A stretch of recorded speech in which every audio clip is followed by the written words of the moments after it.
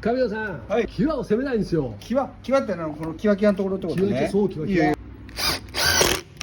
どうだまだ納得いかないですね、僕。もっと際攻めてほしいんですよ。そしたらねこれ DNJ 充電式ミニドライバー。見ててね、これキワキワ、あすっげえ全然違う。どうだ。